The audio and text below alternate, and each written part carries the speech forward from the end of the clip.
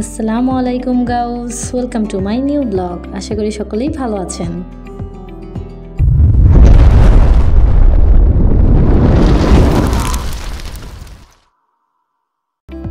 আমরা সবাই মিলে বের হয়ে পড়েছিলাম, তো বলেছিলাম না সন্ধ্যা হয়ে যাবে, আমাদের সন্ধ্যা হয়ে গিয়েছিল। আর মাইশার বাবার দায়িত্বে পড়েছিল লাগেজটা।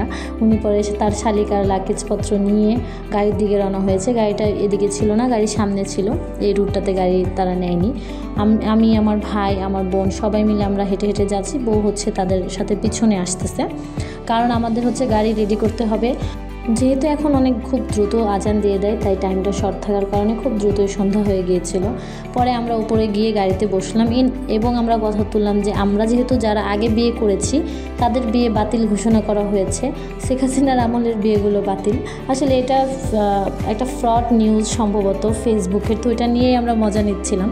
এই ফাঁকে মাইশার বাবা হচ্ছে গাড়ির মধ্যে সব কিছু দিচ্ছে।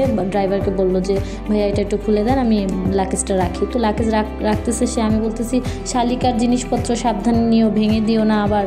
পরেও বলতেছে যে না, শালিকার জিনিস তো বউয়ের জিনিসের থেকেও বেশি যত্ন করে রাখতে হবে, ভাঙবো না, যত্ন করেই রাখবো।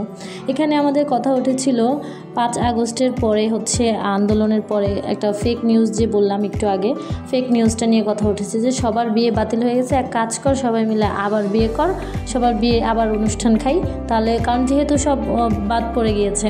মায়েশা তার মামার কোলে উঠবে, সে পিছনে বসবে না, তার মামার সাথে যাবে, তার বাবা আর তার মামা সামনে বসবে, তো এই জন্য তারা ওই দিকে যাবে। তো মায়েশা আগেই তার মামার কোলে উঠে রেডি যাওয়ার জন্য। পিছনে আমরা বসেছি, আমি যাওয়ার সময় যে জায়গাটায় বসেছিলাম সেখানেই বসেছি, আর মিডল জায়গাটা রেখেছি আমাদের বউয়ের জন্য। আমার ভাই পরবর্তীতে কি একটা বুদ্ধি দিয়েছে আমাদেরকে, আপনারা সেটা দেখুন। না, যারা বিয়ে করতো যারা সব বিয়ে আবার সিঙ্গেল হয়ে যাবে, ওই জায়গা আটকে গেছে। জাকিয়ার তারা আটকে চেঞ্জ করতে পারবো না। জাকিয়ার বিয়া তো শেখ হাসিনার আমলে হয়েছে। হ্যাঁ, জাকিয়ার বিয়া শেখ হাসিনার আমলে হয়েছে। ঢাকা যায় ভাই, ঢাকা যায় দাবি করো।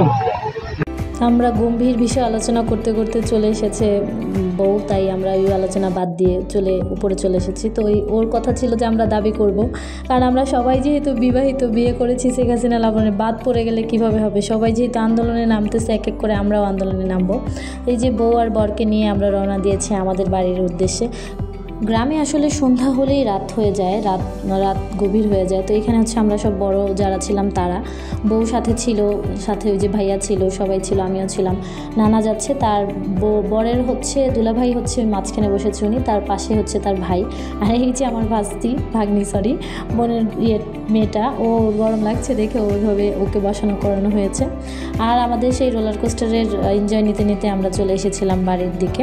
পরবর্তীতে বেশিক্ষণ লাগেনি, আমার ভাই হচ্ছে পিছনে ফিরে ফিরে বারবার দেখছে যে গাড়ি কতটুকু চলছে, বাসা চলে আসলো। মামার বাড়ি রসের হাড়ি মিস করছে। পরবর্তীতে আমরা খুব দ্রুতই চলে এসেছিলাম, ড্রাইভার বেশি সময় না নিয়ে আমাদের খুব দ্রুত রাস্তা ফাঁকা ছিল, চলে এসেছি। আর বেশি দূরত্বও ছিল না, অল্প দূরত্বেই হচ্ছে ওর শ্বশুর বাড়ি। পরে সবাই ওকে দেখে সবাই আসছে ওকে নেওয়ার জন্য, ওকে বরণ করে নেওয়ার জন্য, বরকে বরণ করে নেওয়ার জন্য।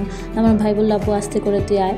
পরে আমরা সবাই মিলে গিয়েছিলাম, সবাই আসলে ওনাকে ওই যে মেহমানদের আপ্যায়ন করতেছে। আর এই যে বিয়ের পরে ও প্রথম আবার আসলো এই বাড়িতে, ওর ভালোই লাগছে, এগুলো দেখতে আসলে ভালো লাগে। আর সবাই মনে হচ্ছে যে অনেক দিন পরে ওকে দেখেছে, অথচ একদিন আগেই ওকে বিদায় করেছে। তারপরে এই যে 3 জনকে বসানো হয়েছে, 3 জামাই, মাইশার বাবা, জাকিয়ার হাজব্যান্ড, সাদিয়ার হাজব্যান্ড, মানে তারা হচ্ছে 3 জামাই, মানে এই বাড়ির জামাই। তো পরে বরের সাথে যে ছিল ভাইয়াটা, ওনাদেরকে এনে বসানো হয়েছে। তাদেরকে একটু আতিথেয়তা করতে হবে, কারণ বিয়ে বাড়ি মানে হচ্ছে আতিথেয়তা থাকবে। আর যেহেতু ছেলে পক্ষের লোকজন, আতিথেয়তা যেন কোনো রকমের কমতি না হয়, আমরা সেদিকে খেয়াল করেই তাদেরকে পরে নাস্তা করতে দিয়েছিলাম। তো দুলাভাই হচ্ছে, যেহেতু বরের দুলাভাই, আমাদেরও দুলাভাই সবাইকে একটু একটু করে খাইয়ে দিচ্ছে। আর যখনই বেআইনদেরকে খাওয়াবে, এই যে দেখেন একটু করে পানি হচ্ছে ফেলে দিচ্ছে, শরবতটা ফেলে দেওয়ার চেষ্টা মুখের মধ্যে ধাক্কা দিয়ে।